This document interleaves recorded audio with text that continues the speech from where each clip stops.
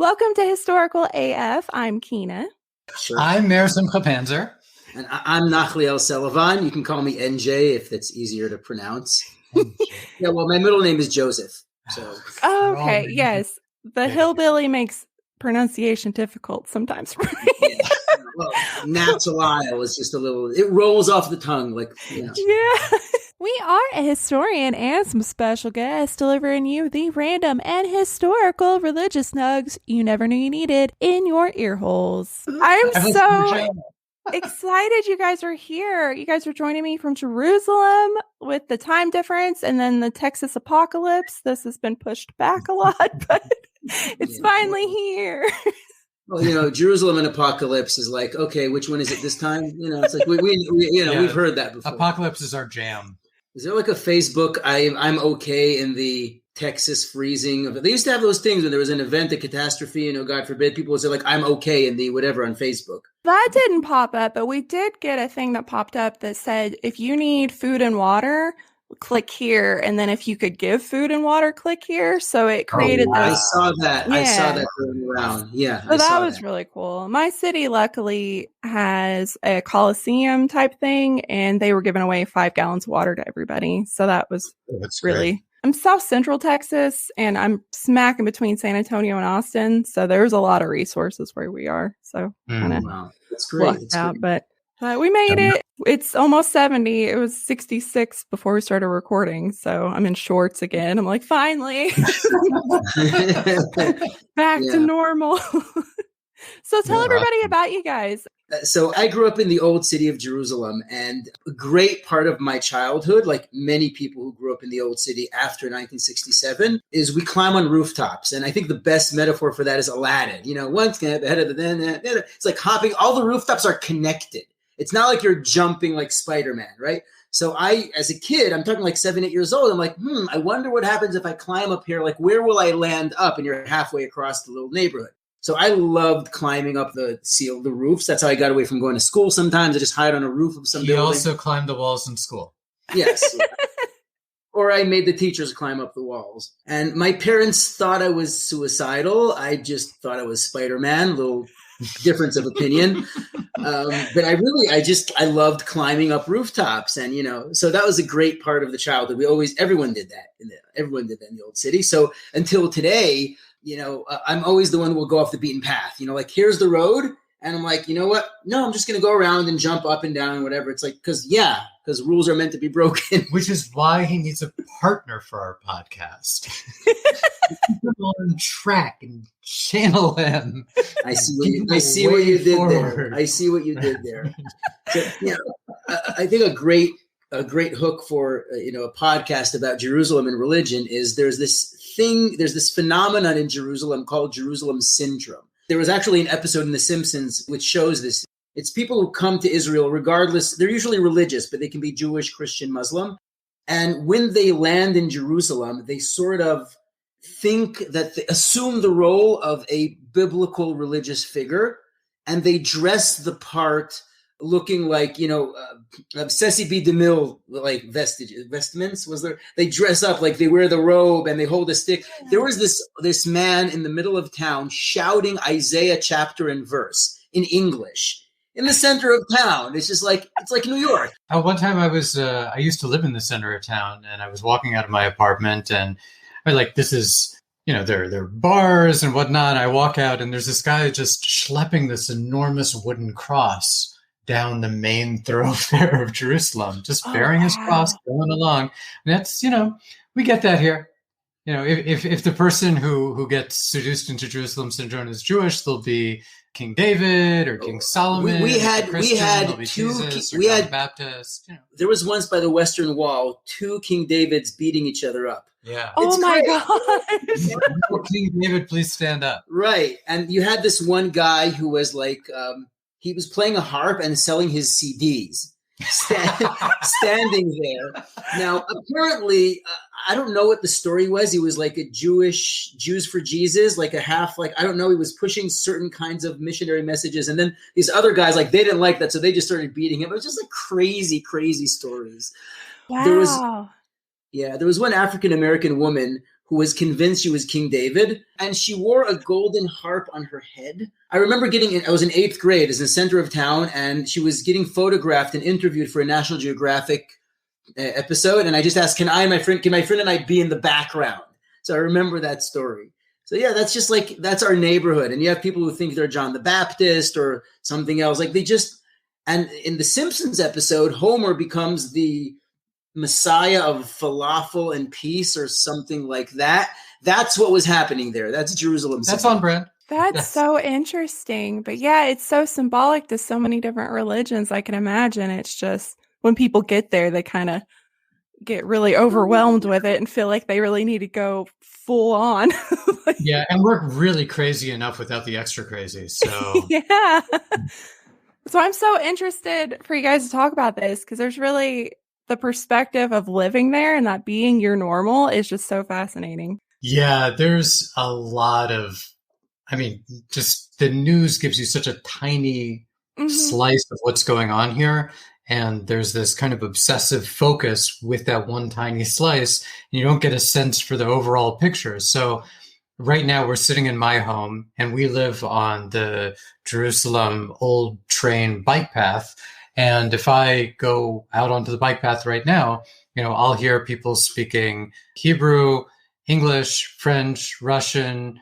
It'll be mostly Arabic. It'll be about half and half Hebrew, Arabic, and then a smattering of other things, because this is an area where we have a lot of mixing, but you don't actually hear about that very much. Before I moved here, I lived in another area where there was, there's a significant Jewish population, significant Arab population, but there was much less mixing because the public areas were just less shared than they are here. This is a, pretty refreshingly, just mixed environment, and there's a good amount of interaction. So, I've been working out in a local park, and I can count on a good number of the people I meet in the park being from different backgrounds, mostly Muslims. Did I tell you this? I ran into a guy in the park who's a Mennonite, and his wife is Amish, and they're here they're here on a particular mission. They have a particular kind of charity thing. So we're hoping to have them over for Shabbos sometime. That is cool. Yeah, really. What is a Mennonite? It's like a liberal Amish.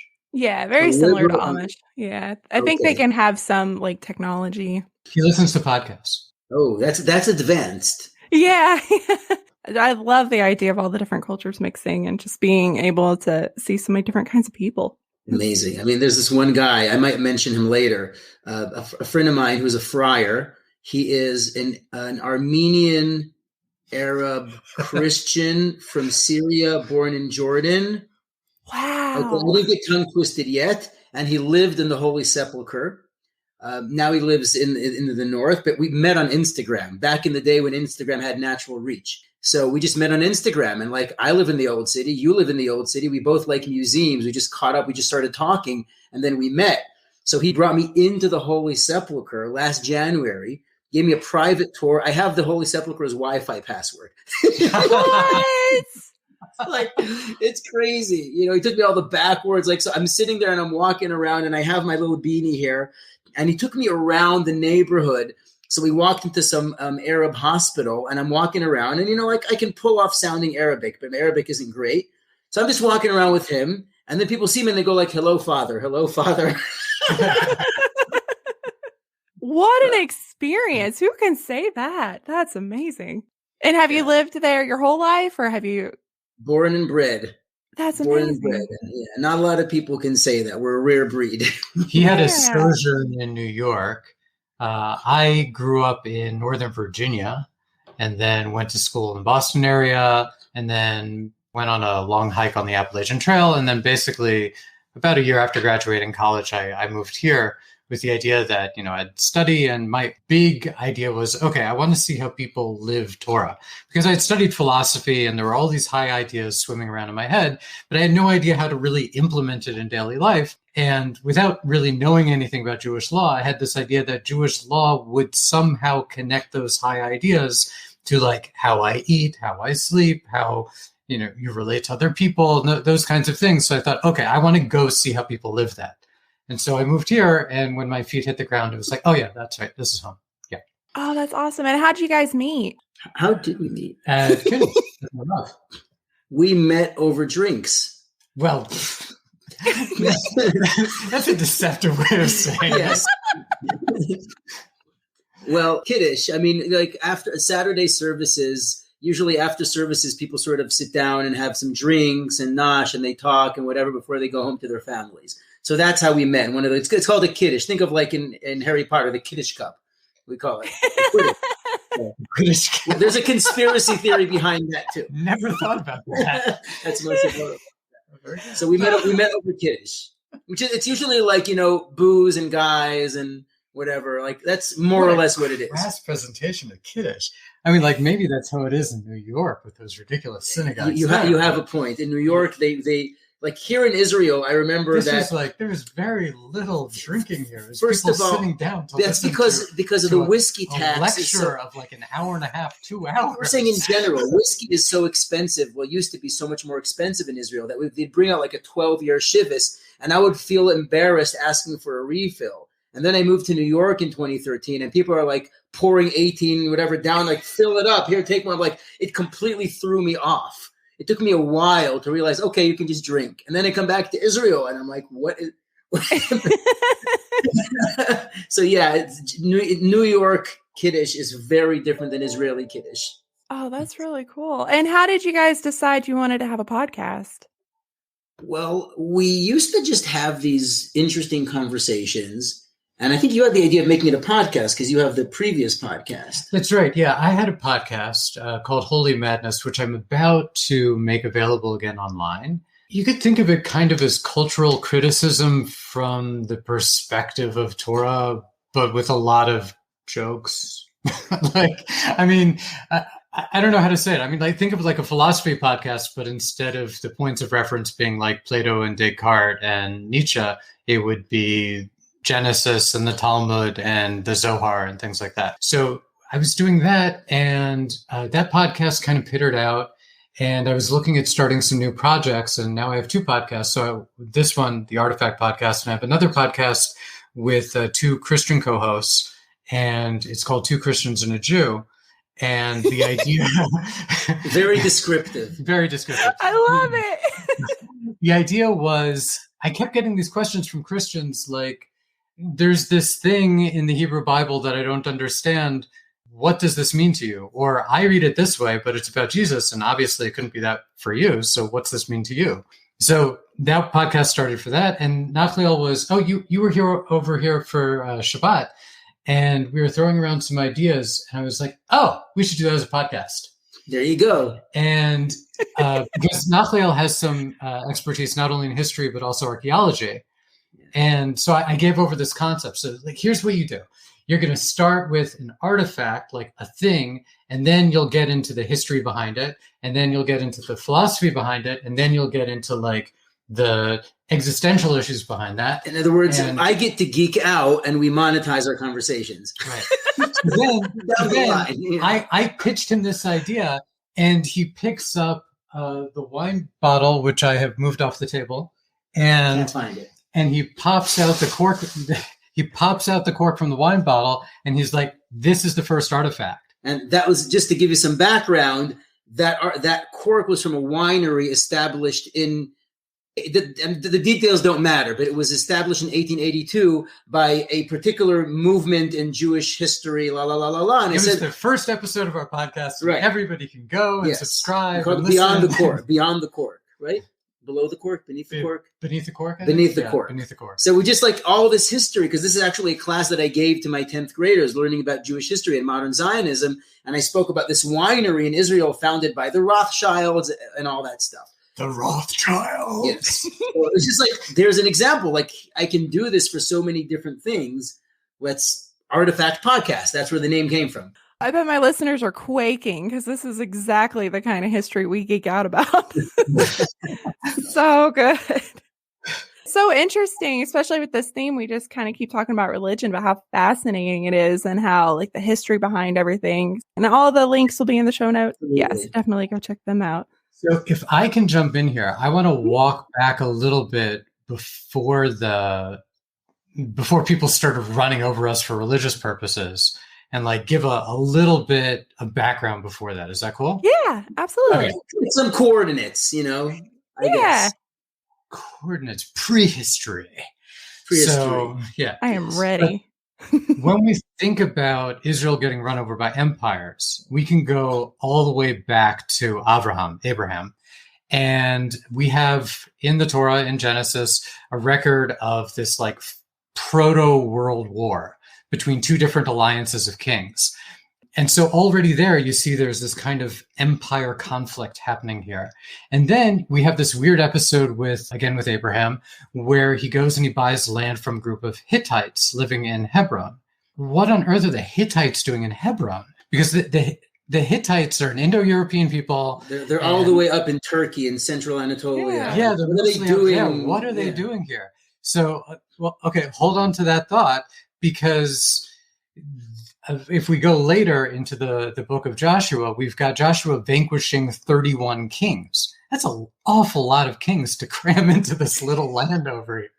So, like, what's going on with 31 of them? So it might be the king. Yeah, it's good to be the king. We might have like a lot of small-time, homegrown, locally sourced kings, or maybe there were like greater empires that were setting up colonies here. So it could be that the Hittite group in Hebron, that they were also a colony. Just speculation. Just jump in onto that. So, like, my father was a tour guide. Once said this as follows: if you would look at the old city and put a flag for each country that has a building, a piece of land in Jerusalem, you'd have about 200 flags. Whew. Right? It's like everyone wants a piece of the action here, even if it's just an embassy, a building, or something. Right? There's something about this place that's drawing people. Who puts an embassy in Jerusalem? Good Lord. It is our capital. Anyway, so then we can talk about like the Philistines, who probably weren't just one group of people. We hear about kind of different layers. We don't need to go into the details, but actually we did an episode on that. Yeah, we did. Yeah, we did. Yeah, so Philistines, right. The Artifact Podcast with Nathaniel Sullivan. Check out the episode about the box and you'll get us right out of the box. Out of the box. That's it. Yep. Right. Anyway. So we've got good material, good plugs here. Yeah, we are all about the shameless plug on this podcast. Yeah. So do it as much as you want. Okay, cool. So at least the later layers of Philistines, they look like they were maybe from the Aegean Sea, and they were approaching on the sea. But you have this other civilization kind of moving in, and so they're on the coast, kind of the southern coast of Israel. And around that same time, you've got also other empire civilizations kind of pressuring us from the east on the other side of the Jordan. Assyria, Babylon, then Persia, Yeah, so there's all sorts of stuff going on there. Now, okay, so before we get to like Assyria and Babylon and all those places, like we're about to get there. So the Philistines are terrifying, right? But they're really small potatoes compared to what was coming, right? So then this land, you have to understand, there's this beautiful map that sometimes you see. It's like 3 leaves coming out of Israel. It's kind of like a propeller. Exactly. It looks like a propeller. And it has Jerusalem in the center as a circle, and then Europe, Asia, and Africa, basically. Okay. Right. So Europe, Asia, and Africa are the 3 wings of the propeller. 3, what are they, propels? What are they called? Propellaeus. Props. The 3 props of the propeller. Yeah. 3 propeller pops. So we're this junction between these different continents here. And so if you're the bridge, right. So if you're Babylon and you want to go conquer Egypt, or at least secure your outermost border with them, then you want to come through here. And if you're Egypt and you want to go get Babylon, you're coming through here. And if you're the Neo-Assyrians and you're expanding and you're thinking about Egypt again, because everybody thinks about Egypt, then you're coming through here. I'll just say that the Jews chose a very poor place to establish a religion. We're constantly caught between big fish eating smaller. Like, we're constantly in the crossfires. Yeah. I thought that was part of the divine plan. We had to be caught in that crossfire so you can absorb all the crazy stuff that's coming at you. Yeah, I'm starting. I feel the love. You feel the love. Feel the love. Anyway, so then, like you have the Greeks come along. So Alexander conquers us on his way to Egypt. Visit the Sphinx, basically, right? So he's on his way to Egypt. There's a big relationship between Greece and Egypt, but that's totally not our topic right now. And so all these empires come through here, and basically we say, welcome, or you're not so welcome, but please get in line of passport control, and, so on and so forth. You want to go to Pompeii? Well, not the city of Pompeii. General Pompey, who was in the famous triumvirate with Julius Caesar, right? We know how well triumvirates work out. People divide power. So, Yeah. Pompey ended up coming and conquering the land of Israel. That's when we're talking about like 2,080 years ago. He comes into Israel, and he basically takes advantage of two brothers of the Hasmonean, like the Maccabees descendants, fighting between them. He's like, this sounds ripe for the picking, and he takes control. And since then, we have the 10th Legion in Jerusalem, pretty much all the way until the Byzantine period. The Romans are here.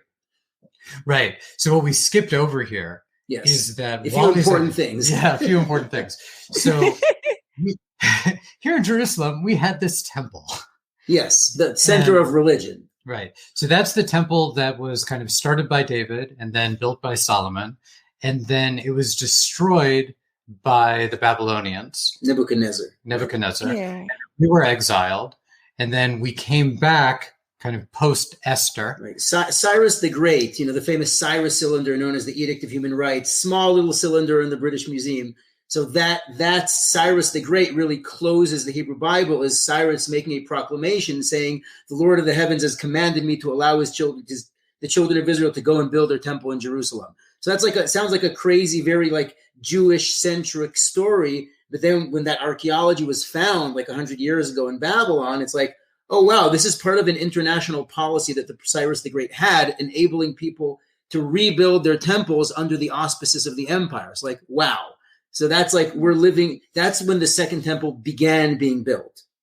Right. So we come back and we build the second temple, and then we go through this Greek period. And then after the Greeks have run through us, we have this rivalry between the descendants of the Maccabees, and we have the Herodian and the Roman. And then basically the Romans come through and take over the world, including us. The famous saying, "What have the Romans ever done for us?" Monty Python. So that's happening here in Jerusalem. And that's in the Talmud. That conversation is in the Talmud. I don't know if...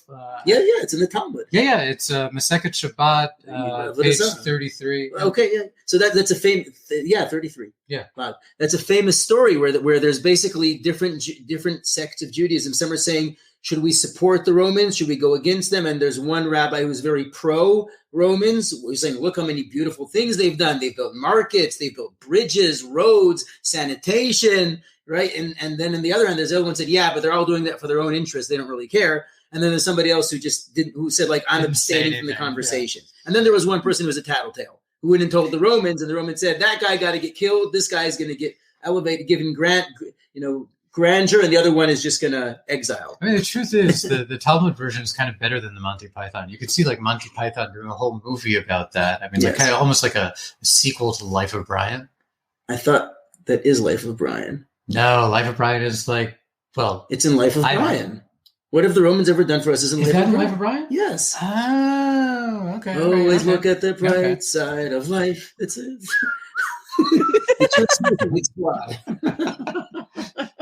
The Suicide Squad. So that's here. I mean, you walk the street. Roman roads are a big part of Israeli archaeology. You see the Roman roads. They have their milestones. So the Romans really left their infrastructure here. It's a major part of, I'm doing a master's in ancient Jewish history. I mean, the Roman period, like there's so much here. They built amphitheaters. They really terraformed the place. It's hard to walk through Israel without tripping over something Roman. Yes. Literally. Yeah. That is so cool. The Romans were here, but if we talk about religion, I think it's important to mention the Herodian period, named after Herod the Great, who was like a half Jew who was married. Terrible. Yeah, the terrible. He was kind of a megalomaniac, but he had some redeeming qualities. And one of the things that he did... No, he didn't. Exactly. The debate continues until today.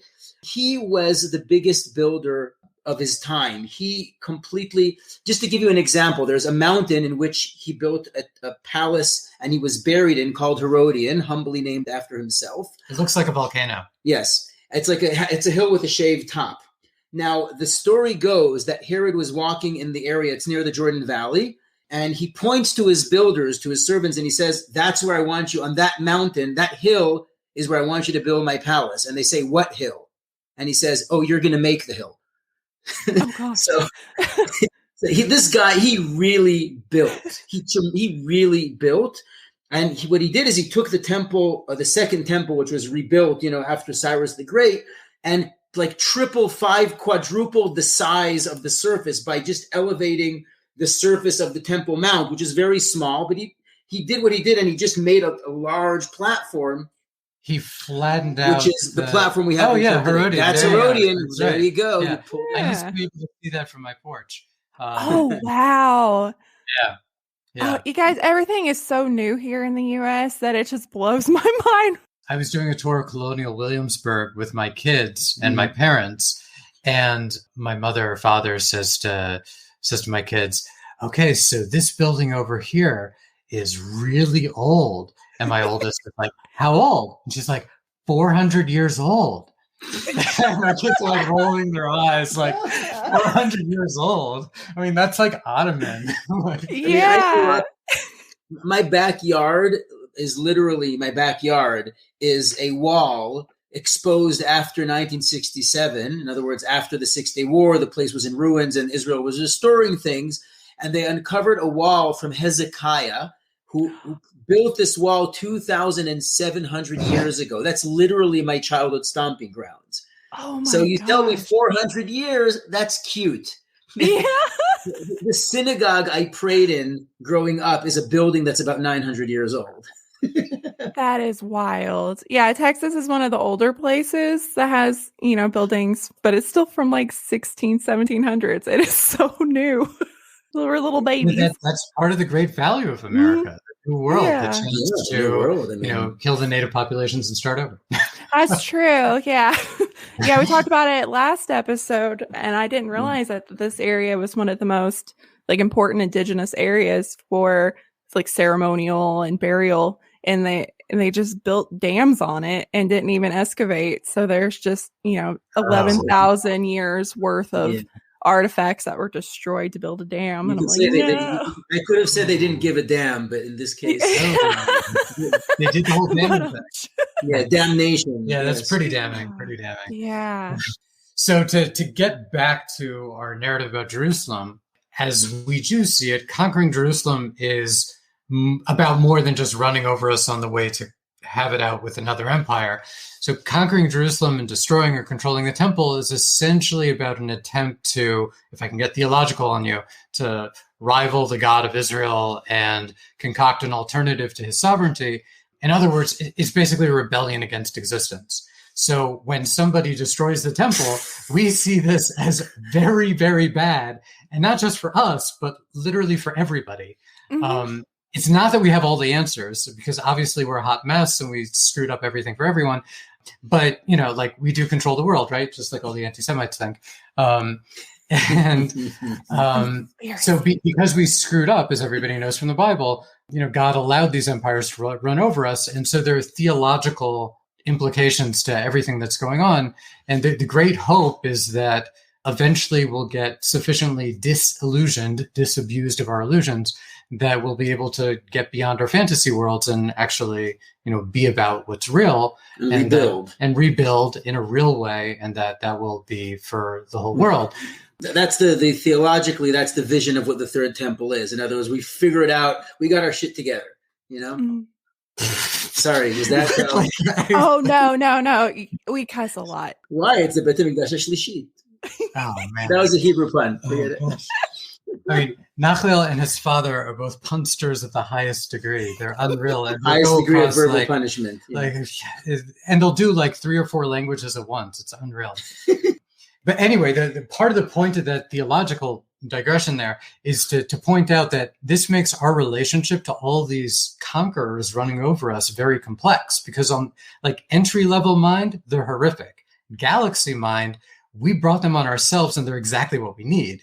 like dark matter mind, it's not a coincidence that the greatest civilizations are the ones that turn on us, right? So people are like, how could the great Germany destroy the Jews? Well, obviously it was going to be Germany because they were a great civilization and they understood that to establish their primacy, they had to get rid of us, right? Same thing with Rome. Why is it such a big deal for Rome to conquer us? Well, there are a whole bunch of different things that go into it, but like in some sense, like we're not such a big deal. But then in another sense, there is this temple. This temple rivals the temples throughout the Roman Empire. And there's a tremendous amount of wealth there that they're very happy to schlep home. If we jump in there, just to get another episode to get an idea of how much gold, the fact that I mentioned Herod the Great, rebuilt the temple, created a city which became an attraction, an international attraction that Roman historians write about. It brought in like 1 million tourists a year. I mean, we're talking like crazy numbers that they record. And according to the official documents from the Roman Empire, the spoils of war from the looting of the temple in Jerusalem lowered the price of gold in the Roman Empire by a third or 2/3. It's like an incredible amount. Inflation. The price of gold dropped because of how much gold came into the empire. Wow. So Jerusalem was a very wealthy city towards the end of the Second Temple. Right. There was a finding, some of the pottery, I forget if it was First Temple or Second Temple period, but the pottery was found to have just like gold dust in the clay, just because there was so much ambient gold. I haven't heard that one. Yeah. I think it was a study out of Bar Ilan, but I'm not sure. I got to check. I'm studying there. I should find out. Yeah. It was Bar Ilan. It wasn't Aaron Mara, it was somebody else. Okay. Well, that's cool. Yeah. So yeah, constantly digging up stuff in our backyard, Oh my gosh, my brain is exploding. Okay, so Joe, jump in with Constantine. Oh wow! So here's the interesting thing. We can argue that until Christianity came on the world scene, the land of Israel back in the day, at the time of Constantine, you can say it was known as Palestine, based on we mentioned the Philistines earlier. So parenthetically, Jerusalem was destroyed as suppressing part of a revolt, a very big revolt known as the Bar Kokhba revolt. And after that point, the Romans got the idea that if Jews have access to Jerusalem, their religious spirits are going to be, worked up, and they're going to try to liberate Jerusalem and build a temple again. We have to completely sever the Jewish ties to Jerusalem. And they did that by banning Jewish ties to Jerusalem and by renaming the entire area. Instead of Judea, they took an extinct culture at the time. The Philistines were already extinct, basically gone, and they called it Syria Palestina. In other words, it's Palestine under the district of Syria. So that's basically what they did. Now, what happens from then is that Jews are banned from coming to Jerusalem until the Muslim period. In other words, the entire beginning of Christianity, Jews are banned from Jerusalem, which was renamed Aelia Capitolina. So they changed the name to Aelia, and they banned Jews from going there. So they really severed that connection. So what is Jerusalem now? It's a city of a province in the Roman district of Syria. Okay, didn't really have any religious significance. They built temples there for Zeus to sort of like in our face because we had our temple there. Mm-hmm. But it wasn't really your face, Jews. But it wasn't really innately. There wasn't anything special about it. Romans built temples everywhere. But then when we can say that because of all of this suppression, that in the Roman period, Jews really wanted to be free. And that's where you have the spirit of messianism start. And so Christianity is an offshoot of Jesus, who was one of several Jews. There were many different Jews at the time. There were a lot of apocalyptic. And the Romans were like, oh yeah, another one. Hang him. Right? But like they don't want people destabilizing Roman control, which is why they were very, very, let's say, fast at the trigger. Is that the expression? About anything that's in Hebrew, I guess. It's good. I think. Yeah. So as soon as they hear a hint of messianism, like another Jew is going to get up there, so they had him killed, right? But he had a whole following, which led to Christianity. Mm-hmm. Now, Christianity was basically like Jewish messianism. We're going to be redeemed from this difficult situation, and it found different expressions: physical redemption, spiritual redemption. Christianity worked. It trickled down, and then at a certain point, it reached critical mass, where the Roman Empire, which was pagan, completely converted to Christianity. And that's the eastern part of the empire, the Holy Roman Empire. That started the year of 324 with Constantine the Great. So at that point, Israel suddenly had new significance and was called the Terra Sancta, it was called the Holy Land, because that's where Jesus is from. And this is the path of the crucifixion and the Via Dolorosa. And all of that only became in effect with the Christianity taking over the Eastern Roman Empire. And that's when you have all the massive churches being built and the Holy Sepulchre and the church of the this and the monastery of the that. Because the empire had the funds and the money, and they turned Israel into an attraction for all these tourists and pilgrims to come. So Israel became very wealthy under the Byzantine Christian Empire. And that lasted for several hundred years until the Muslims came in the 600s.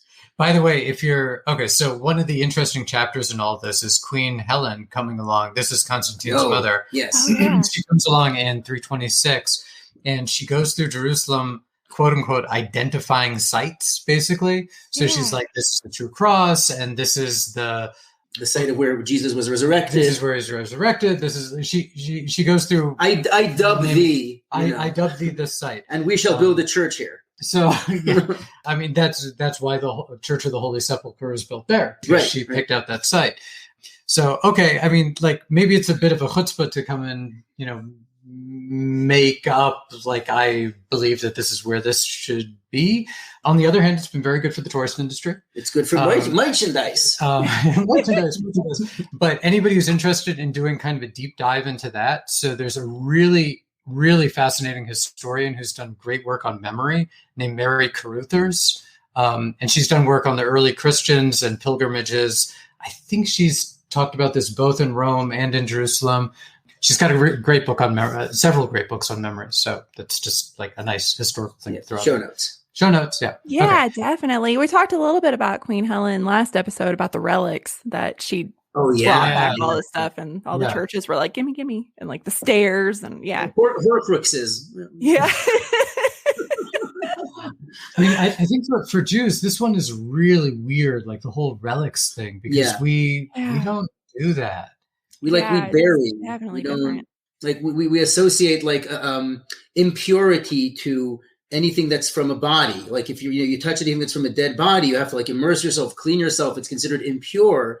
And then suddenly, the relic idea is to turn that into something that's like, I don't know, a ticket to heaven. What is it exactly? It gives it sanctity. It's like it's part of the things in different places. Sometimes I think it's a spiritual connection. Sometimes it looks like magical powers. I mean, the first I'm Jewish. I don't know about this. The first time I heard about relics, I was in the Metropolitan Museum and I'm looking at this nice elaborate gold thing, and then I realized that's a tooth. Yeah. That's a tooth. Yeah, the cathedral here in San Antonio has the blood of a pope, and that's their relic. But there's fingers and toes, and there's one in Italy. Park. Yeah, I'm just saying, one day you're going to be able to clone that pope. Yeah, it was Pope John Paul II, and then in Italy, in Padua, they have a tongue and a throat just hanging out on a pedestal. So yeah, and it's not in formaldehyde. Yeah, and there was times in the medieval area where people were just carrying around basically corpses and suitcases, and that's just wild to really think about. Bring out your dead. Bring out your dead. Another Monty Python man reference. Oh my God. So then if we jump forward through the Byzantine period, we come to Omar in 630. Oh, that's a great story. So the Holy Sepulchre is across there's a plaza outside, and across the street is the Mosque of Omar. So Omar is the Muslim conqueror of Jerusalem. Now, he was a very savvy person. There's interesting stories about him, and this is one of them. He knew that if he would walk into the now conquered, Christian area and walk into the Church of the Holy Sepulchre, that would retroactively sanctify the place to Islam and cause a lot of problems. And so we have conquered this for Islam. Right. Mm-hmm. And so to make sure that doesn't happen, he didn't go there. He stood next door, and where he stood, there was erected the Mosque of Omar. So fast forwarding until today, the Church of the Holy Sepulchre is controlled by several different sects of Christianity. It's amazing if you walk in, right? Because you've got you've been there more recently than I have, but you have the Greek Orthodox area, and you have the Coptic area, and you have the Roman Catholic area, right. And area has its own piece of the cake set up, and right, it's sort of I remember kind of like a clover shape almost. Is that right? Yeah. So each sect or denomination, I don't know the proper terminology, has like its own sort of chapel, and then its own setup in that chapel, and then its own art and its own incense. And then you can see where the Crusaders like graffiti crosses into the wall. And yeah, graffiti in sacred sites is a big deal. There's a professor at Columbia University who wrote a whole book on it called The Writing on the Wall, about people editing names in sacred spaces, and that was considered being connected to it, which today sounds like sacrilege. So it was a big deal. Wait, Islam has very important sacred graffiti too. When somebody goes on Hajj to Mecca, while they're away, the friends, family, neighbors will come along and graffiti their home with like, congratulations on going on Hajj. And then when they come back, they've got this like congratulatory graffiti there. Oh, wow. You see it in the shop. But I didn't know that that's what that was. And some of it, yeah. I've seen it. Yeah, I've seen the graffiti. I just didn't know that I thought it was just graffiti. Also, some of it's also just graffiti. But I've seen it on my neighborhood. I mean, I live in a Semite, Jewish Arab neighborhood. You walk down the streets and you hear Arabic. I learn Arabic down the street from me, and I've seen these graffitis of that in Mecca of the I'm blanking out. The what's it called? Kuba? Yeah, Kaaba. The Kaaba. The basically it's that block, that black block, the meteorite that's covered with the cube. That's the cube. Yes. So that. So they have pictures of that. So where were we? Omar and the mosque. So until today, because all of the different sects of Christianity can't decide, who's in power, the keys to the Holy Sepulchre are given to the Muslims. Oh, okay. And they sit there in the entrance. You see elderly Muslims sitting there, and they have the keys. The nuance and subtlety of geopolitics and having the right sensitivity. It's very, very important for everyone to sort of live together. Okay. So this gets into a question about what does Jerusalem have to do with Islam, other than Omar eventually running over it, as the Muslim armies ran over a lot of area. But is there something particular about Jerusalem? Why would it be such a hot topic today and whatnot? So if you look in the Quran, you have the night journey. Wait, hold on. Is this night journey is Quran? It's not Hadith. No, the explanation is in the Hadith. Right. Okay. Yeah. So but the night journey itself, I believe, is recorded in the Quran. And this, I guess, exegetically, it's understood that he like took off from Jerusalem and met Moses in the sky and jumped here and there and had a lot of back and forth. It's very visionary, and we are not experts, so we aren't going to try. We're not high enough. But retroactively, or however you want to understand that was then sort of rooted in Jerusalem. And then this is very interesting. We just found this out. So there was, like many complex societies, there can be rivalries within the society. And at one point, there was a group of powerful Muslims that was preventing another group of Muslims from visiting Mecca, which is a very important obligation for them, going on Hajj, going on pilgrimage to Mecca.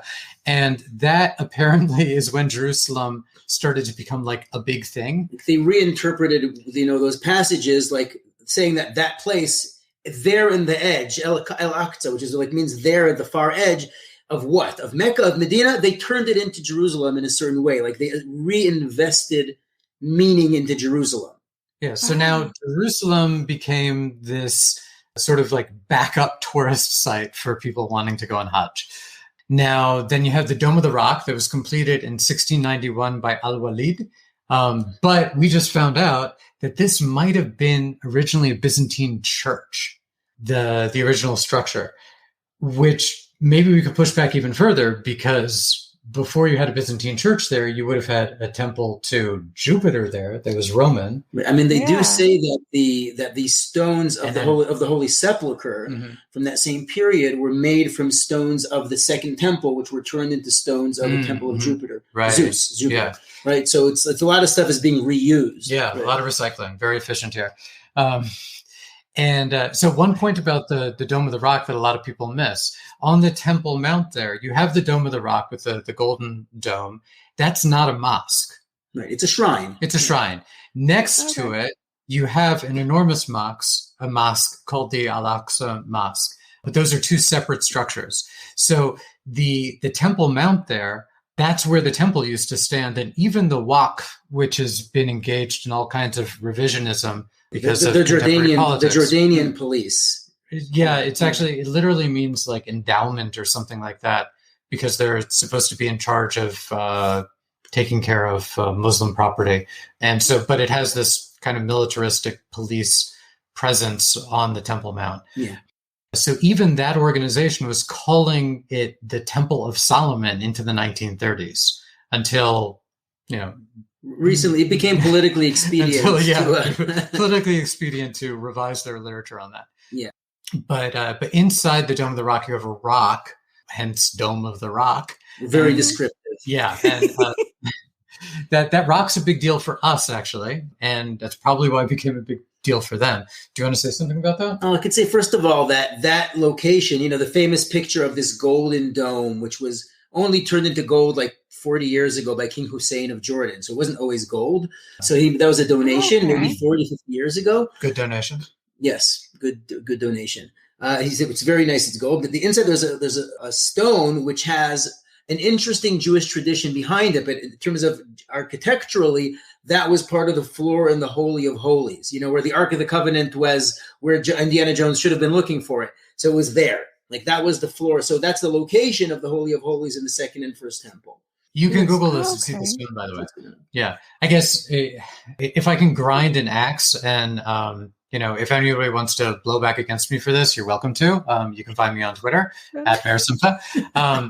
So we have this issue with revisionism. So we have these holy sites like the grave of Joseph or the grave of Shimon HaTzadik, which then kind of get captured and reappropriated as like, oh no, there's this amazing sheikh who is buried there. And so I feel like this is part of the cultural struggle going on here that's even getting played out with United Nations organizations. So what was it? It was somebody was advocating for the Western Wall to get designated a UN heritage site as I remember something like some kind of Muslim site, where it's like, what on earth does this have to do with Islam? This was a wall built by Herod where Jews pray. Like, okay. Yeah. But the locals reading what people are talking about as like, what? What's that? Right. Yeah. Okay. There's a lot of, we had to skip through a lot of stuff here, but there was a medieval Jewish traveler who recorded all of these graves, like the grave of King David, the tomb of King David. And some of these, we're talking about something in the 1200s, 13th century. It's the earliest record of such a thing. Like nobody knows where this came from sometimes. Not in all cases. And in some cases, some scholars will say, well, that famous rabbi in that tomb is actually a sheikh from so-and-so. So like it goes both ways. You have that. So right next to the tomb of King David, this was a very striking thing on a tour that I took when I was in high school. We had just been to the tomb of King David, and then they brought us into this other building, and they told us this building was built by the Crusaders. It was the place of the Last Supper. Right, the Last Supper. What? Like, hold on, the Last Supper was before the Crusaders. How does that work? It's beyond time. I don't know. Wow. It was rebuilt on top of the area dubbed as. Yeah. I mean, the truth is it would make sense for the Last Supper to be more or less in that location, because the Last Supper was a Passover Seder. And if you're going to have a Passover, part of Passover at that time was coming up to the temple. And so you'd want to be inside of the walls of Jerusalem. You're in the vicinity. You're in the neighborhood. In the vicinity of Jerusalem. Right. Okay. But that gives us transition to the Crusaders. Ooh. Oh, man.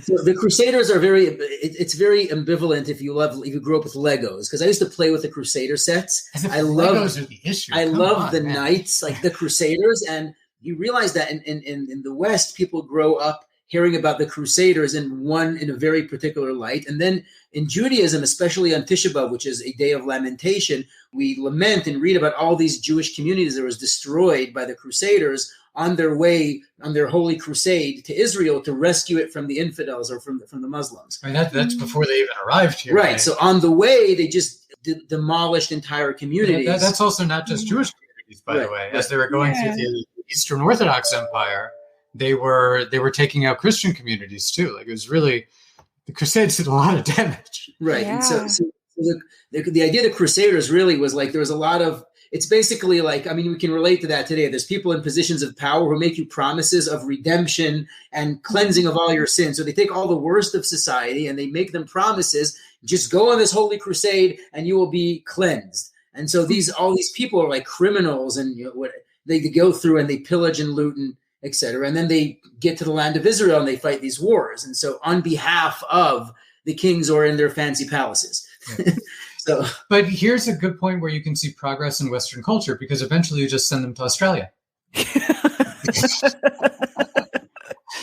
Yes. Like, we're just kind of like streaming at you here, But I'm so into this. Please don't stop. So we've got the Crusaders, and at this point, Jews are basically still locked out of Jerusalem. And then Ramban? Should we go to Rambam first? We're gonna have Rambam first? No, we're gonna have to skip a bunch. Okay. So we'll go to Salah ad-Din. Well, Salah ad-Din. So Salah ad-Din, tell us about him. Salah ad-Din. Well, what do I know about Salah ad-Din? So he was this great king, and he was the first to unite all Muslims under his control, I guess, basically since the very early split in Islam with Ali. Ali? Was it with an I or an Aleph? Probably Ali. Okay, Ali. Okay. And one of the things that Salah ad-Din did was that he took control of Jerusalem. He didn't have to conquer it, which is fascinating. So Jerusalem was, I guess, kind of controlled by the Crusaders and kind of surrendered as part of, I really don't know the details. It's but not, it became, let's say in that movie, The Kingdom of Heaven, they with what's that guy? William, I'm blanking on his name. No, that's his name. William is his name in Pirates of the Caribbean. What's the name of that actor? Oh, Orlando Bloom. Orlando Bloom. Hey! Thank you. So Orlando Bloom plays this. He's on the Crusader. Right? They make an entire war there that didn't happen, and those walls weren't even built yet. Right. So Salah ad-Din, one of the really interesting, relevant aspects of him today is that he becomes a major trope for contemporary Middle Eastern leaders. So Saddam Hussein and many others have basically gotten up and said, I want to be the Salah ad-Din of the Middle East today, and I'm going to get rid of the Crusaders. They use that terminology, read the U.S. troops or whoever else, who control the Holy Land, which sometimes is here or sometimes might be referring to something else. But so Salah ad-Din becomes this important trope in contemporary Arab Muslim politics. Yeah. Oh, wow. That's really interesting. Yeah. And that's 1187 that he comes here. So, history has a long life here. I remember I was talking with some Catholic friends online, and there was a discussion where some people were starting to kind of just lay into Islam as like, oh, those barbarians and whatnot. And I was like, you might want to just, hold your horses there and not make as if that's so completely other for you. Mm-hmm. Because if you're coming from the Catholic tradition, you remember the Inquisition, and they were like, that's a long time ago. And it's like, not for us. Not for us. We remember that vividly. My wife's family left Spain with the Inquisition. Oh, wow. Yeah, well, part of them. The others have been in Italy since basically the Romans took over here. Yeah. So where can we... How about the Ramban? Ramban, yeah, Ramban. This is like, I guess we have like 2-3 more points, I think. Try to get to Allenby. That'd be cool. Yeah. So the Ramban, Nachmanides, who is one of the Jewish medieval commentators, we're talking like the year 1260, 67, he comes into Jerusalem. And at the time he records, there were only 2 Jews living in Jerusalem. He names them, and they're painters. So they had a special permit to live in Jerusalem. So there was no Jewish community in Jerusalem pretty much since the destruction of Jerusalem by the Romans. And so he comes 1,000 years more after that destruction, and he buys a building. He builds a synagogue, which is until today is known as the Ramban Synagogue, Nachmanides Synagogue in the Old City. I grew up going to that synagogue. That's where I did my bar mitzvah. And, that's where I put my tefillin. Oh, wow. Yeah, and that's the center of the Old City. Right? It's the Jewish quarter. And what's really cool is a nice historical snippet is that the day in which he arrived in Jerusalem, is the 8th of the month of Elul, one of the Jewish months, which is like somewhere around September. According to Josephus, the Great Revolt was suppressed finally after the destruction of the temple. Battle kept on taking place on the upper city, which is today's Old City. And the last day, the day it was burned, is the day before that on the calendar. So it's just this historic continuity that we have in our consciousness of like, it was destroyed on the 8th day of that month, on the 7th day, and on the 8th day, 100 years later, the Jewish community continued in the Old City, in Jerusalem. Yeah, so Ramban and Nachmanides essentially restarts the Jewish community in Jerusalem, in the Old City of Jerusalem.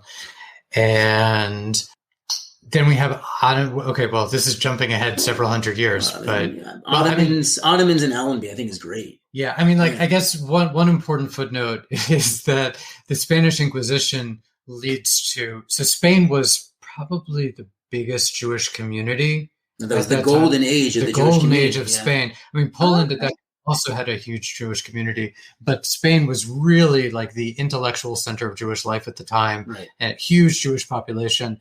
The Spanish expulsion was not only a disaster for us, it was a disaster for Spain. Right. Their economy plummeted.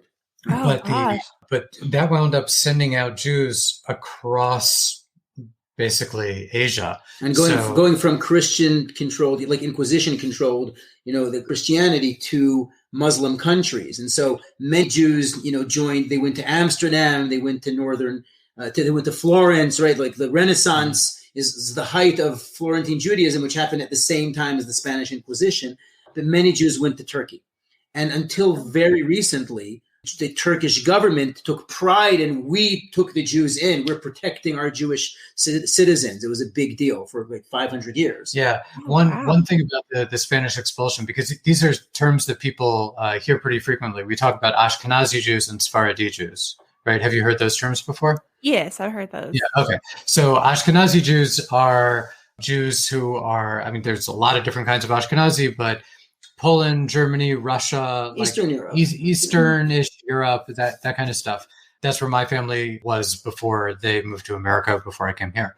My wife's family, part of them were in Spain. So where did the Jews in Spain go?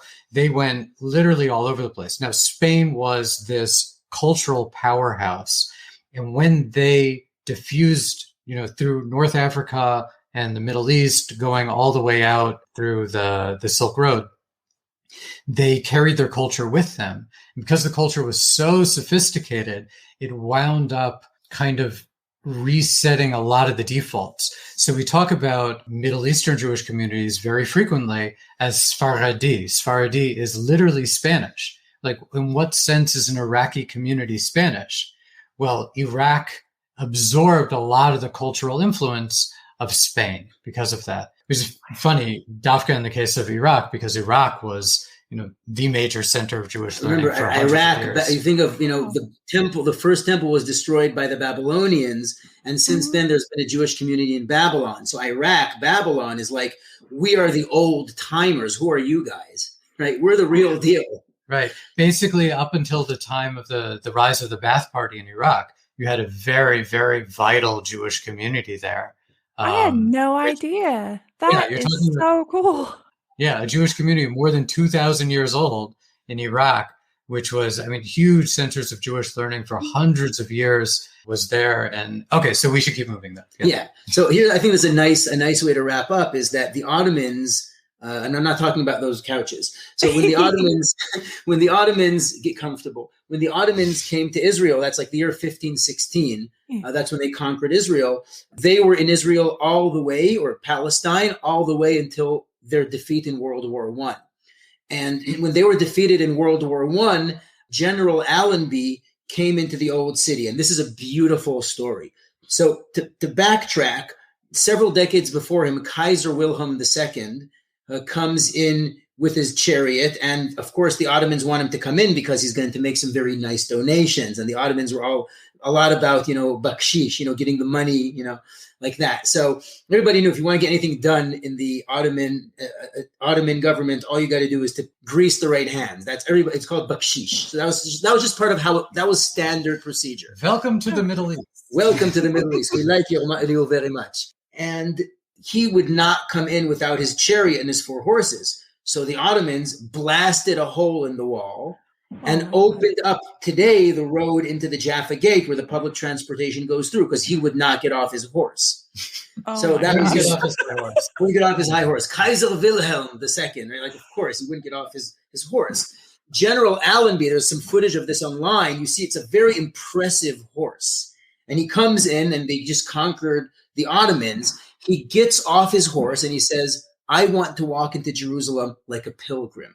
And he gets off his horse and walks in contrast with Kaiser Wilhelm. And that is a very powerful sight to see. It's a very, very famous, it's recorded on video. You know, it's very, very powerful to see that.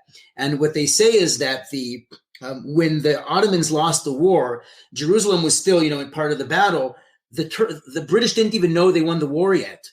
And the mayor of Jerusalem, the Ottoman mayor of Jerusalem, comes out. This is in the winter. He comes out wearing his jalabiya, his dress in the cold, to personally surrender to these 2 generals who happened to be there. Not generals, like lower ranking officers. They're like, what are you talking about? I don't know. Go back home. They send him back 4 times until he gets to the right position of power. He comes to Allenby himself, and he wants to personally surrender. And this was in the winter, and he's going back and forth in his robes. He ended up dying from pneumonia 2 weeks later. Oh, no. That's pretty awful story. Yeah. But that was, since then, you have the British Mandate. That's General Allenby walking into Jerusalem, getting off his horse like a pilgrim, really tying it full circle with the sense of the Holy Land. Like, I'm here as a person. History is bigger than me, Oh, I love that. Even though I'm the British Empire. But, it's like, he's humble. I think it would be hard for anybody not to be humbled by being there. The history it's bigger than all of us. That is so powerful. You guys have taught me so much. My brain. I'm shocked at how much I didn't know. And it's just so exciting to hear it from a perspective of people that live there.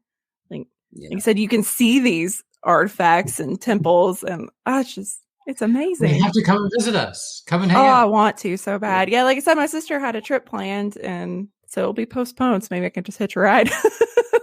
Take me with you. All this history is making me thirsty. we need to make we had a friend of late memory, Pinchas. He used to say, little did we know that one day we would say, L'chaim in Yerushalayim, hey, hey, hey, like L'chaim in Jerusalem. That was his thing. He never thought he would be here, and ended up coming here, and like that was his life. That is a crazy thing to like, that we get to live here. Like, really? That was a really long time that Jews weren't allowed to be in their city. That is insane. Yeah. Can we have our city back? Yeah. If anybody has any questions, we could take questions too. We might not know the answer. We're happy to hear questions. What is your education in? I know you said that you're in graduate school. You finished graduate school. I'm partially educated. What was it Mark Twain said? Despite school, I managed to stay. I didn't let the school get in the way of my education. I always learned except when I was in school or something like that. Yeah, well, I know I went back. I have a bachelor's in biblical studies and mass communications, and a master's in Jewish education, and I'm working on a second master's in ancient Jewish history. Oh, wow. And my bachelors are in philosophy and music. And I did a bunch of ancient Greek and math, and I started PhDs in Jewish philosophy and in brain science. But then my advisor died. Oh, no. That's a philosophical pickle right there. Yeah. Anyway. And how many languages do you guys know? You say you know a little bit of... Between the two of us? Well, I speak Hebrew, English. I'm quite fluent in Portuguese, which means I can sort of get by in Spanish. And I'm learning Arabic now, so I wouldn't say I can speak it yet. So I do Hebrew, English. We both do Aramaic. Biblical, Talmudic Aramaic, not conversational. Yeah, not usually, right? And I used to do Japanese and Greek, and I can be a little dangerous in Italian, enough to argue with my mother-in-law. That is incredible. Oh my gosh. I have an amazing story about my mother-in-law. So she speaks two languages. She speaks Italian and French, and she was here visiting us. It was, a few hours before Shabbat. We're getting ourselves together because we don't purchase things or do work on Shabbat, so you have to prepare everything beforehand. So we're walking around in the Emek Faim area. This kind of, it used to be a nice, like a street. It used to be a really nice street filled with shops and bakeries and that kind of stuff. Now it's a bit of a ghost town. And she and I are doing some errands around there. And we go to this beautiful French bakery. And the guy I usually talk to there is busy with a dozen other customers. And so I'm looking at the owner who doesn't really speak Hebrew very well. And I'm trying to communicate to him, and it's not working out so well. And then I turn to her and go, "Oh, you speak French. You just talk to him." Right? So she starts talking to him, and they carry out business in French. And then we're walking along, and I'm chatting with some friend I meet on the street in English, and then with another friend in Hebrew. And then we walk into the post office, and she and I are chit-chatting in Italian as we're in line. And we get up to the window, and the guy at the window, without missing a beat, starts talking to her in a language which is not Italian, but it's awfully close. So I no longer understand him, but she understands him and he understands her. So she's just talking to him in Italian and he's talking back in whatever he's talking. Whoa. So I say, "What language are you speaking?" And he says, "Ladino. My family's from Turkey." So Ladino is like the Sephardi Yiddish. Oh, okay. Yeah. It's like the Judaized Spanish, sort of. Yeah. So you have this Jewish Romantic language, Romance language, which is Ladino. You have this Jewish Germanic language, which is Yiddish. There's about 14 of them. You have Judeo-Arabic, which is a big deal. Like Jews, like it's a Jewish version of the language that they're speaking. It just has if you watch Fiddler on the Roof, you kind of get the idea of what Yiddish is. It's like a language that has between the lines complaining about the condition of life, right? So each culture has their own version. Not everyone is complainers, but that's a very Yiddish. It's like oy vey, like oy vey. Like that's stuck in all the Mel Brooks movies. Oh yeah. He displays this shows you the Spanish Inquisition, which had nothing to do with that. They're like oy vey, oy. It's almost Talmudic. Vayhi. Oh my God. That's the origin of it, I'm sure. Vayhi, oy vey. Mana. Megillah, the first pasuk of the Megillah. You aren't doing Chazar? You're getting reverse exegetical on. Okay, anyway. All right. Okay. Oh man.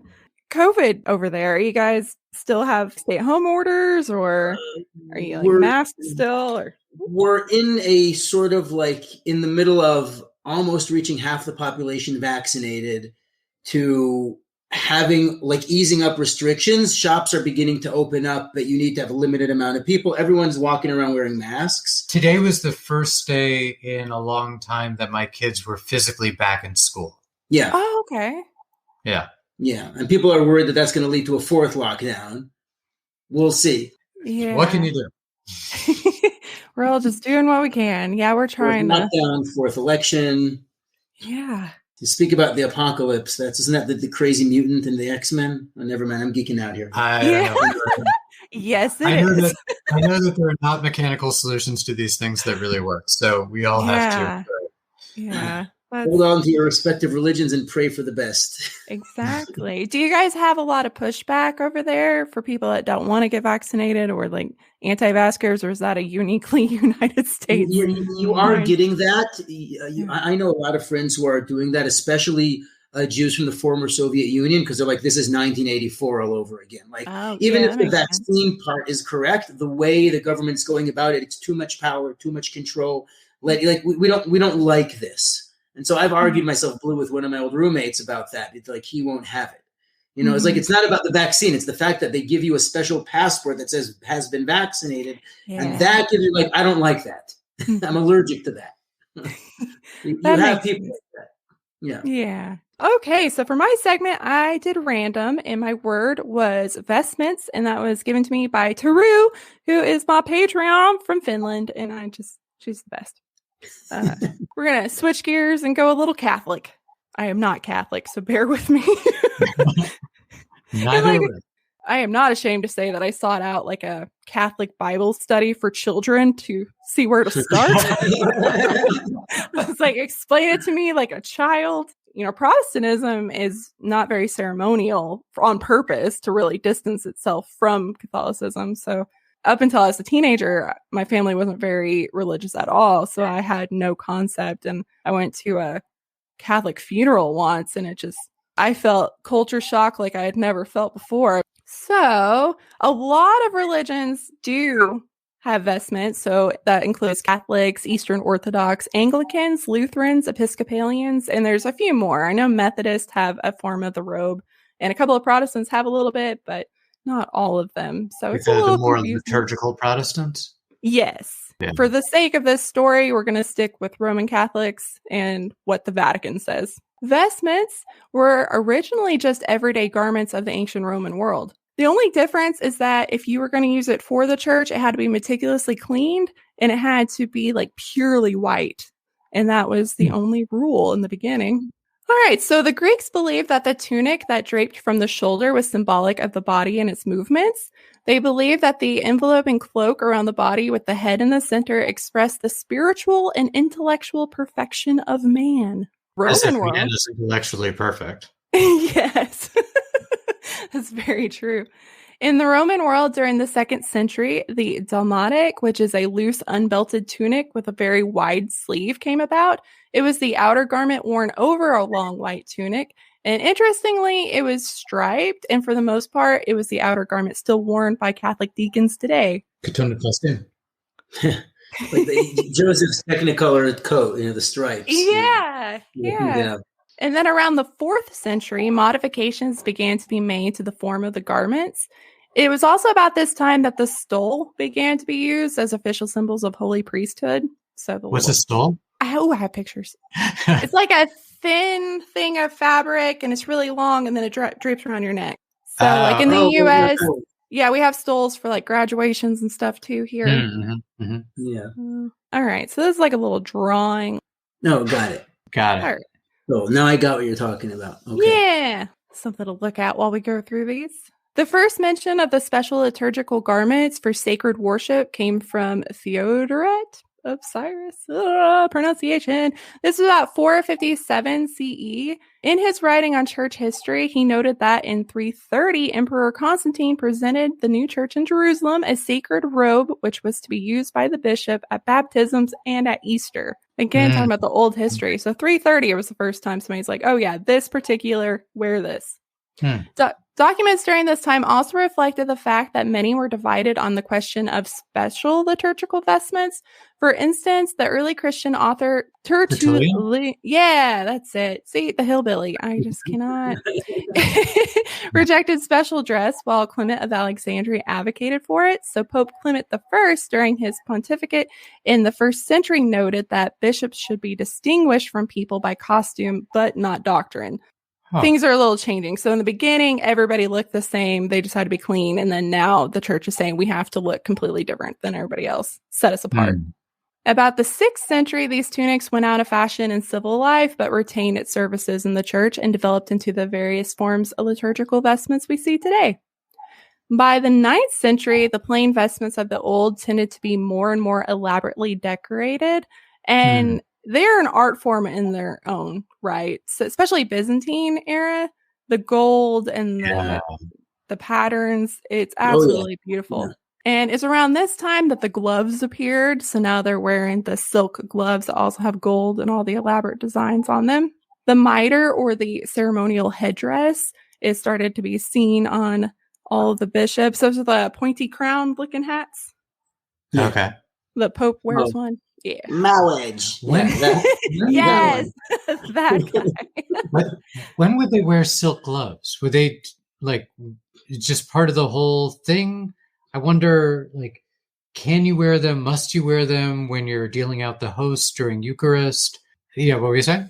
Oh, I was like, the gloves would be for very special ceremonial masses. So not everyday wear, but a special mass, they would wear them. I was just thinking, because we have this thing where a Kohen, a priest, should not wear gloves. Well, that's interesting. Yeah, you want direct contact with the sacrifices that are being brought. Right. Okay, that's really interesting. So yeah, the gloves showed up in the 10th century, and then the shoes and stockings worn by bishops and cardinals appeared in the 11th century. So they're all the design is very specific, and the colors all have separate meanings. And we'll get into the colors here in a little bit. Catholic churches had essentially established their final form in about the 13th century. So that's really interesting to me that what we see today in churches has been around since the 13th century.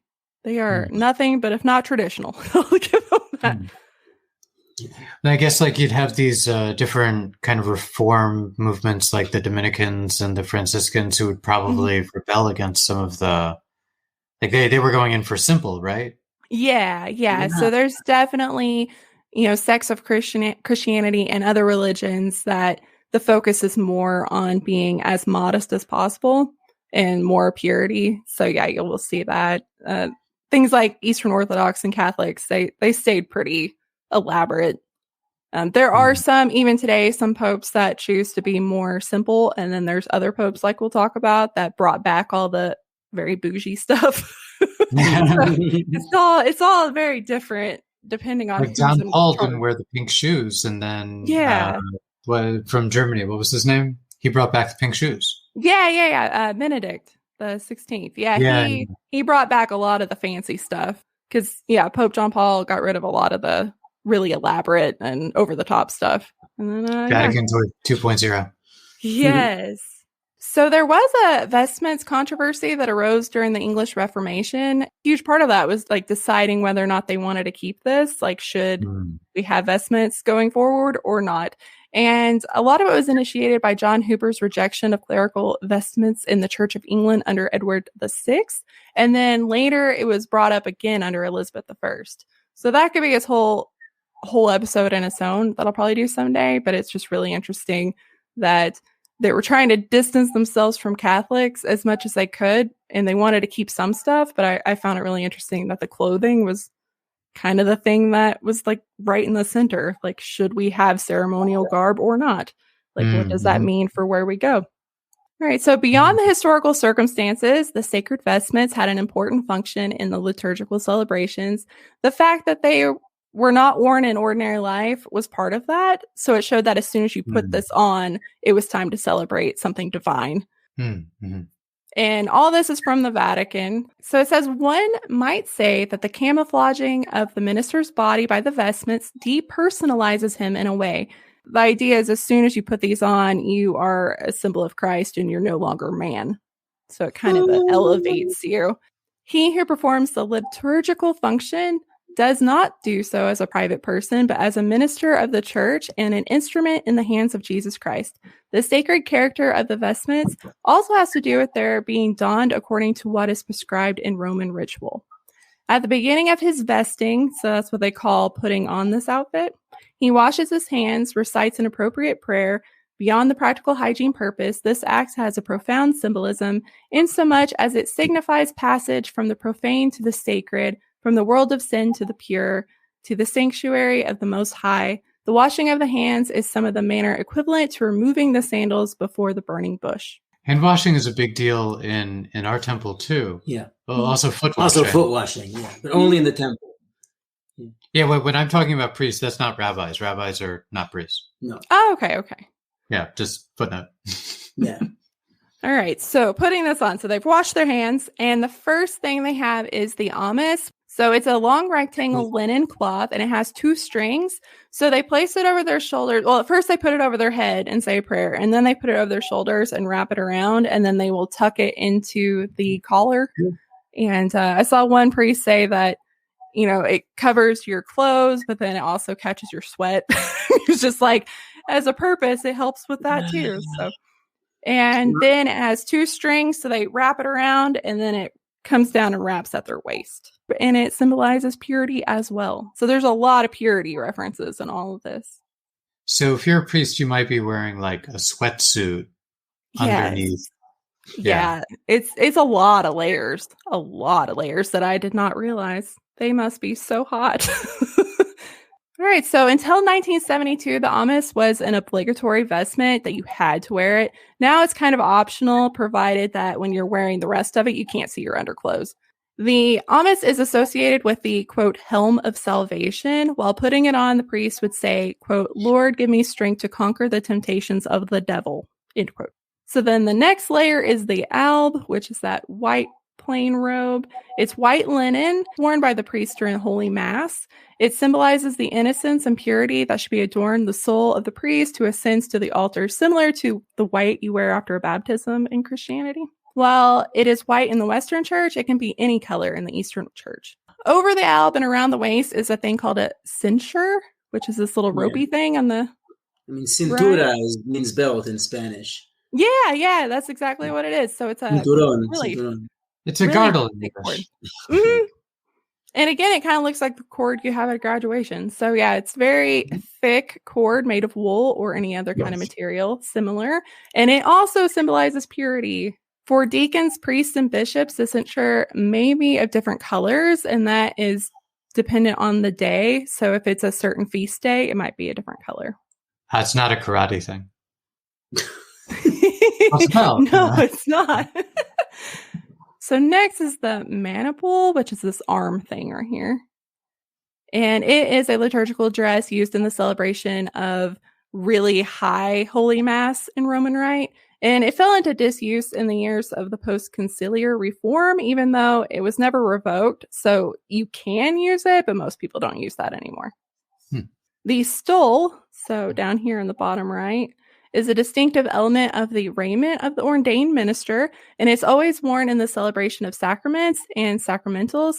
It symbolizes the yoke of Christ. So just like a water yoke, you put over your shoulder to hold the water, it makes the water lighter and you can walk with better ease. The idea is that's how Christ is to you. Like he makes things lighter, he takes your burdens and all that good stuff. So lots of symbolism. And this will change colors depending on the feast day and what type of mass you're doing as well. It will match the next thing we're going to talk about, which is the chasuble. It's a poncho type thing. So you have a hole for the head and then it's very, very long. So it's going to go to the knees, but you don't have sleeves. But if you're a deacon, so before you can become a priest, you're a deacon, they actually have sleeves. That's because they're the ones that are doing things to the altar and they're reaching and grabbing things. So the sleeves make it a little bit easier for them to move around. But then once they become an actual priest, they move up to the chasuble. And the colors all have their own meanings. The green is the one they're going to use most often. It's worn by priests during much of the year, and it's described as just an ordinary time. So just your basic mass. It symbolizes nature, life, and growth. And then next is white, and it's worn on major feast days and during Christmas and Easter. White is a joyful color that represents the resurrection. Red symbolizes blood and fire. It's worn on Palm Sunday, the Pentecost Sunday, and to celebrate the sacrament of confirmation. And due to its association with martyrs, it's also a garment worn by priests on the feast days of martyrs. These symbols are pretty intuitive. Yeah. Purple is worn during Lent, which is right now, so that's cool. And it symbolizes penance and repentance, which with everything going on this week, I forgot it was Ash Wednesday. I was like, whoops. Not that I'm Catholic, but I like to know what's going on. But I was kind of wondering how Catholics they couldn't go get their ashes this year, at least Texas. So I was wondering how that was going to work. Can you do the ashes on your own, or do they need to come from a priest? Yeah, they need to come from a priest. Okay, this is Future Kina coming in old-timey news style.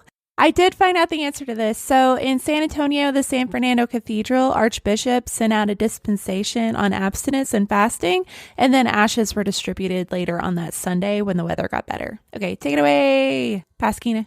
All right, so rose pink is a color that can be worn on 2 Sundays a year and a 3rd Sunday of Advent, 4th Sunday of Lent, and it represents the softening of the remorseful tone of the 2 seasons. And then there's also black, which isn't seen very often, but it can be worn during the Office of the Dead, and it can also be worn on Black Friday. Wait, that's not Thanksgiving, right? That's a different Friday. So Good Friday is the Friday before Easter. So technically the day died, and then Sunday is the resurrection. Yeah. I'm just concerned about the colorblind priests. Like you come out and you're like, oh, it's that feast day. It's like, oh wait, did I screw up? They just confused everyone. Wow, yes. the colors right. And then the Pope has his own wardrobe, and it has its own symbolism. So in the decades since the Second Vatican Council that ended in 1962, the popes have significantly dressed down.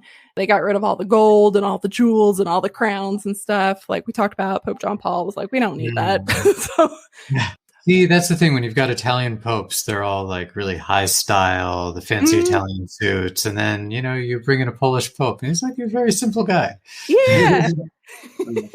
The Polish Jewish jokes are running through my mind right now. So his little hat, his little triangular hat, that is a mitre. And it's worn by popes as well as bishops and cardinals. Theirs look a little bit different. It denotes authority and have long been worn during special religious ceremonies. Each pope has a variety of them that he wears and fashions in his own way. So some have like the pure white ones. He had the gold one. They just kind of differ depending on your style, I guess.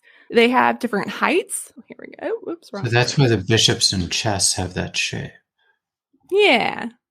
So this shows kind of like an evolution of them throughout the years. So this is from like 11th century to now. Kind of looks like an origami like type of situation. I was thinking of jellyfish at first.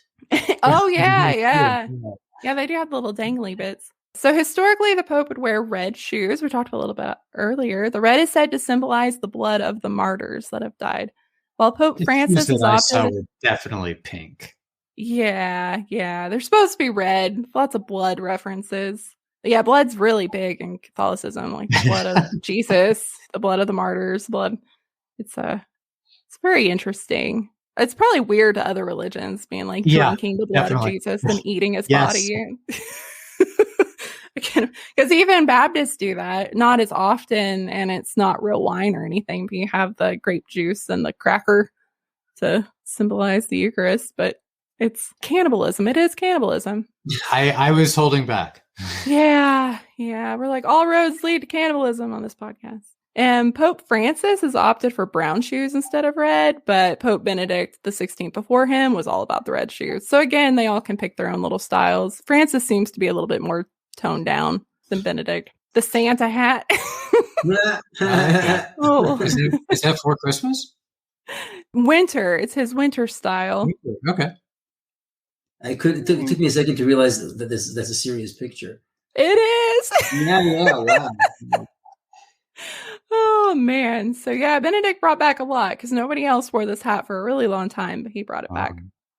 So, derived from a small brimless hat worn by the ancient Romans called a pallias, the zucchetto is a silk skull cap. I think we've all seen the popes and them wearing that. Worn alone, and it's also underneath the mitre, so they wear it underneath all their other hats.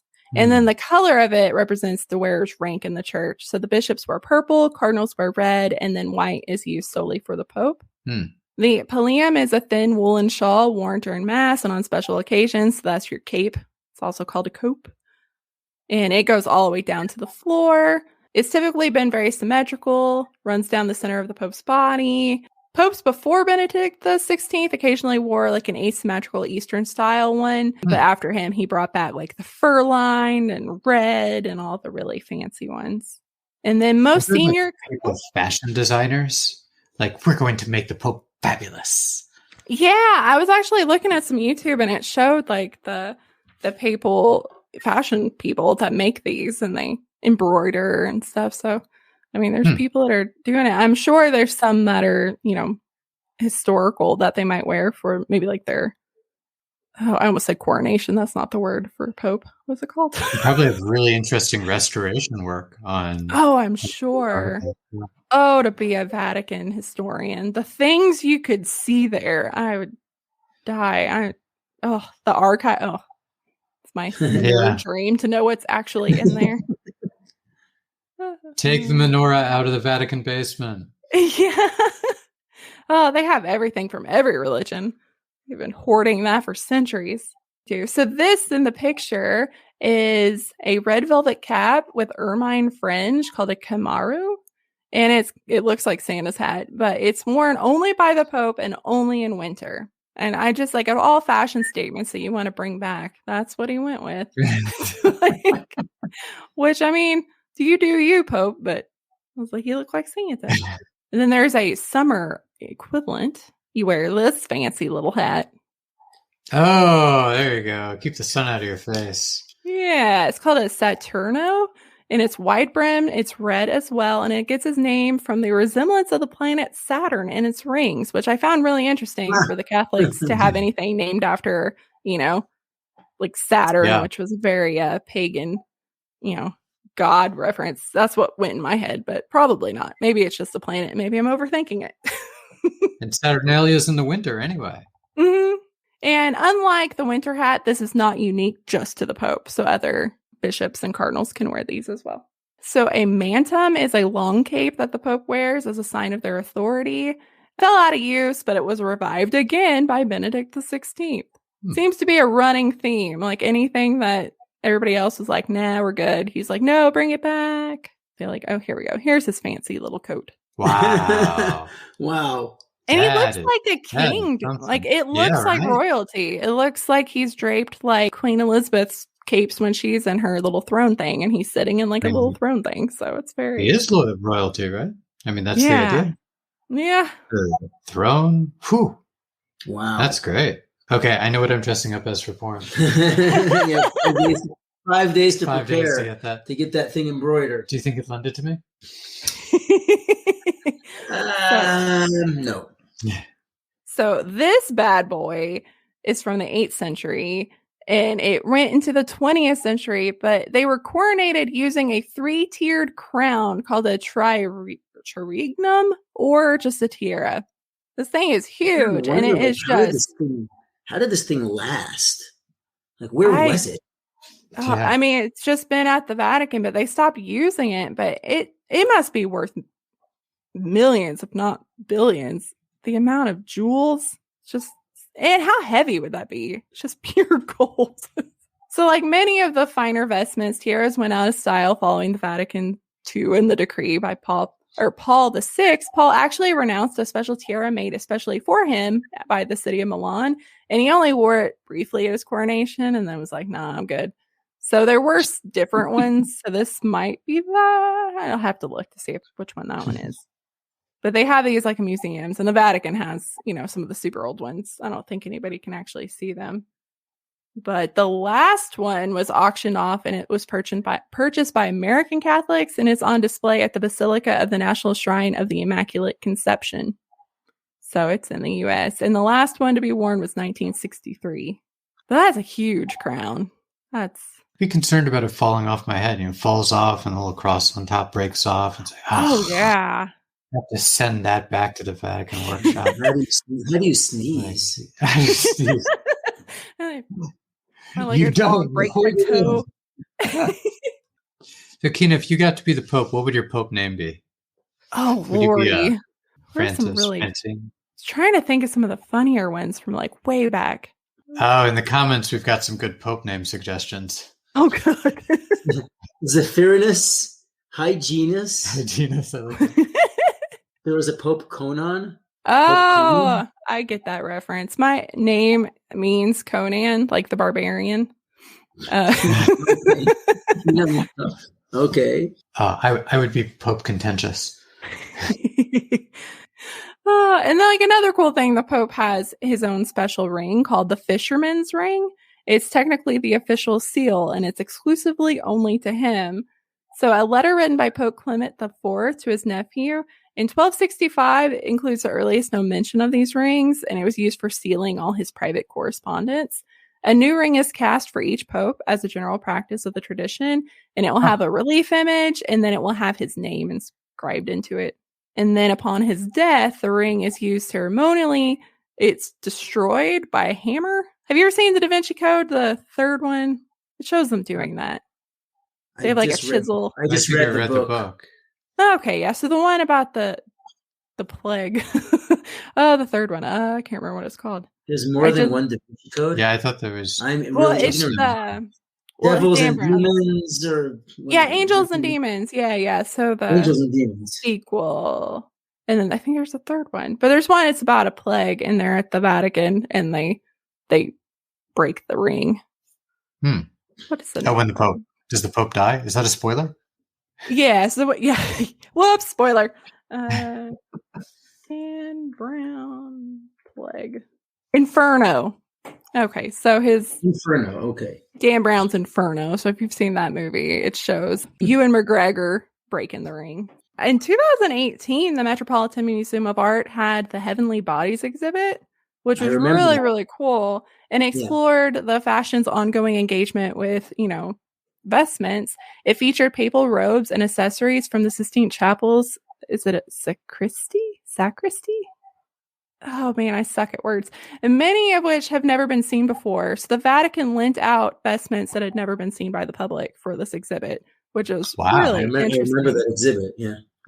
Yeah, and it was the most popular show in their history. It drew 1.7 million visitors. Whew. And it smashed a 40-year record that was previously held by King Tut. Wow. Whoa. King Tut. I didn't realize. I knew it was popular, but I had no idea it was that popular. It was and pretty gentle. Yeah. It was really cool. I've seen pictures. I mean, obviously they didn't have all of it where you could see it, but it looked really interesting. And it had things from modern designers like Versace and Alexander McQueen. And then it had the actual clothes from the Vatican City. And of course, the Met Ball really drew a lot of attention. The Met Gala was coincided with this. Yeah, so you had like Rihanna dressed up like a sexy pope. It was really interesting because I was like, is that sacrilege? I don't know. But yeah, the Vatican okayed it. So I thought that was really interesting too. And it was also the largest exhibit they'd ever had. It was 60,000 square feet and 25 galleries. Wow. Yeah, it was all over. Yeah, so that was really cool. I wish I would have seen it. And other religions have symbolic clothing as well. I'm not going to talk about all of them because we'd be here forever, but I just grabbed a couple.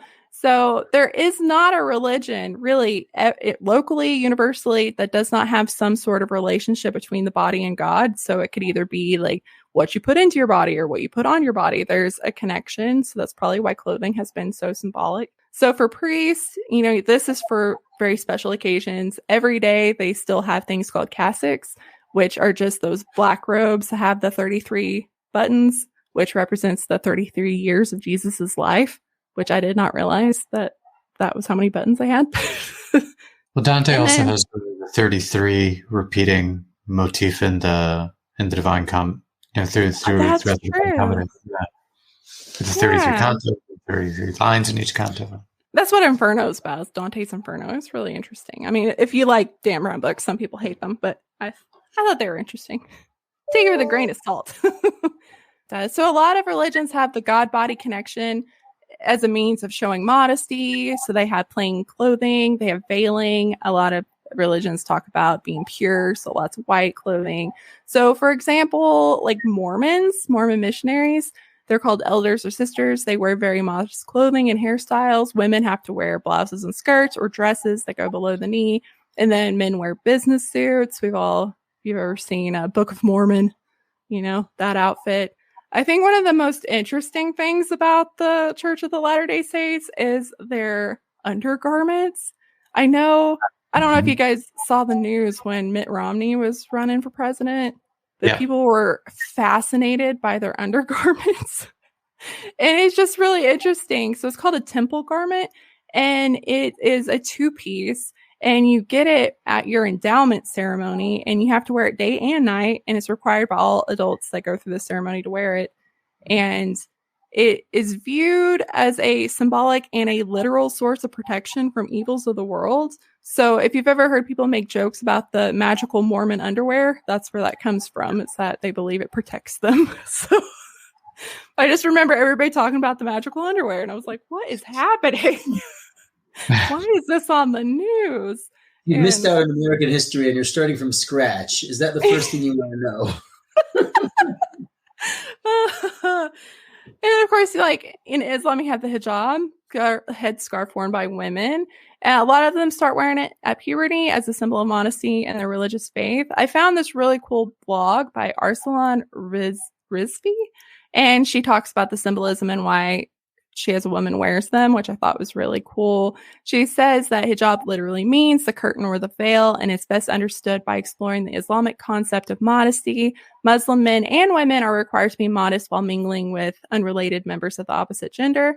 After telling Muslim men to lower their gazes, the Holy Quran reminds women, quote, and say to the believing woman that they should lower their gaze and guard their modesty, and that they should not display their beauty and ornaments except what ordinarily appear thereof. So she discusses that to her personally, like her family, wearing the hijab, not only helps with, her religious, but also helps with her to preserve her beauty for just at home. She says that she feels like it's a source of protection from sexual harassment because she's not showing, and then also as a way to stand against female exploitation. And I just thought it was interesting seeing it from her viewpoint, because if you look at it from non-Islamic sources, it gets very yikes really quick. So I'll have that blog in the show notes because it's really interesting to hear just from her perspective why. And that's true. An interesting topic for us to cover. We should do an episode on that. Yeah, think about what the artifact would be while being modest. Maybe a long sleeve shirt. Not a chastity belt. Well, okay, sorry. Whoa, that'd be cool. They're really chastity belts? It's that late. And then Buddhists have their own beliefs on the importance of certain kind of clothing. Unlike Christians and Muslims, Buddhists don't use veils during religious ceremonies. The robes worn by Buddhist monks are said to date back to Buddha's time, which I got a picture of that. Kind of wondering why they're orange. If there's a connection there. Yeah. Well, also the veils. I mean, if you live in the desert, you want to filter some of that sand out of your breathing. A lot of it comes from something practical, for sure. Yeah. In North Africa, it's the men who are wearing face covers. So they're probably out in the field all day. Yeah. So there is a lot of practical to it too. So these robes have 3 layers to them, 3 components. You have an inner garment, a waistcloth, and an upper robe and an outer robe. So the Buddhist nuns typically wear a vest and a bathing cloth. And then in Buddhist time, monastic robes were patched together with scraps of cloth to reflect the simple life and the vows that they took. And according to some Buddhist clergy, the robes create a uniformity of intention so that you can see it at first glance. So being bright like that, you see one, you absolutely know what their intention is. And the colors vary by region, but a lot of the Buddhist monks were likely to use yellow and orange colors because they dyed them using vegetable matter and spices like turmeric and saffron. Oh. Yeah. And then similar to Buddhist monks, if Jain you had monks. Hungarian Buddhists, it would come out red because of the paprika. Yeah. Yeah, it's regional. So a lot of it's just where they're at and what they had. And Jain monks and nuns, they vow to live a very austere life. And they do this by wearing white all the time. And that shows the pureness. Ceremonial garb can even be attributed to the most wild of religions, like Pastafarianism, which states that their official regalia is pirate regalia. That's their official ceremonial clothing. It's so funny. They're considered an official religion now, to the point where you can put them on you can wear your colander and your driver's license now in most states. But in case you don't know what that is, the central creation myth is that the invisible and undetectable flying spaghetti monster. Yeah. He created the universe after drinking very heavily one day. And they believe that pirates are absolutely divine beings and the original Pastafarians. So it's one of those. Let's see how far this can go before somebody arrests us.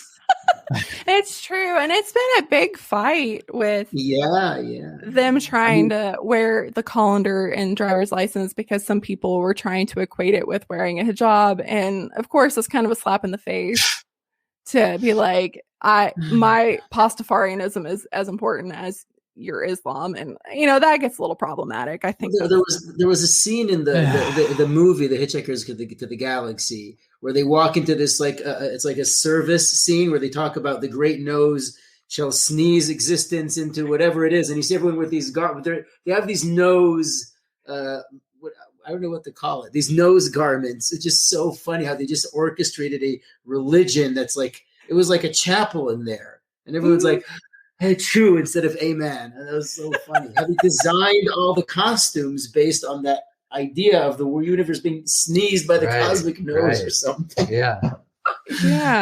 It's wild. That's a real religion. I'm ordained as like a universal church or something, but you can be ordained as a Pastafarianism to marry people. So it's interesting.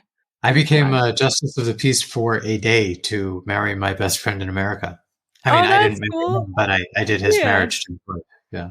It's at first I thought, I was like, maybe I should do the Pastafarian. I think there's a Church of the Dude too, like from Lebowski. Yeah, I'm pretty sure that you can get ordained through the Dude, but I didn't do that. Your vestments are a bathrobe. So. Yeah. You have to do the wedding on a rug. You don't care about the rug. Yeah, that's just a little collection of some of the religions. There's so many other ones. Highly recommend if you ever get a chance to take like a religions course or, read a book on the different kinds of vestments and religious garb. Definitely do it. Oh, Jedi. Jedi is also an official religion. Yes. Yeah. If you can just make it work in public, use the Force. It never works in public. Oh, is that right? Yeah. Have you ever seen anyone, other than David Copperfield? Oh man. Well, thank you guys so much for joining me. I'm sure it's getting late. What time is it there? It's about 10 to 10. Oh man. I learned so much and it was just so fascinating. I hope you guys can come back and do an artifact next. Wow, that'd be awesome. Yeah, I would love to talk with you again. Mm-hmm. Well, thank you again, and I'll see you guys next time. This was fun. Thank you. Wow, thanks so much. Live long and prosper. Amen. I want to thank the Artifacts Podcast again for joining me. If you guys join Patreon and watch the video of this, I'm literally sitting here like with my mouth agape the whole time. I learned so much. I had no idea, but I love that they came on to talk about the different events that happen in Jerusalem and how it impacts them as people that live there. They just blew my mind. Like I had no idea that there were so many periods in history where Jews were not allowed in their own land. I mean, I knew it, but like to hear it, to be at a time only 2 were allowed in, that just blew my mind. But I am just so thankful they came on, and definitely check out their podcast. It is so good. And I didn't know about his other podcast, the 2 Christians and a Jew, but I'm definitely going to listen to that now because that sounds amazing. And I just love the idea of just learning about each other's religions. And if you would like to watch this, all of the 3 hours of it, go to Patreon. That's patreon.com/historicalafpod. And if you would like to email me a story for the Extra AF that we'll be recording this coming week, that is historicalafpod@gmail.com. If you'd like to buy merch, that is shop.spreadshirt.com/historicalafpod. And thanks everybody that checked in on me after I think they're calling it Snowvid. If you're in Texas and you still don't have water or food, check out the Twitter. There is a thread that has all the information of all the major cities. And if you know of any other resources, add them to it. But there are a lot of places that are giving away water and food right now. So definitely try to find those resources if you need them. Well, be sure to follow the podcast or at Historical AF Pod on Twitter, Facebook, and Instagram. And follow me on TikTok. It's at Keenalan. And I've been doing a lot of videos and clips from the podcast. All right, guys. Thank you so much for listening. Join me next week for Dogs Part 1 with the Fatal Fortunes podcast. Okay, bye.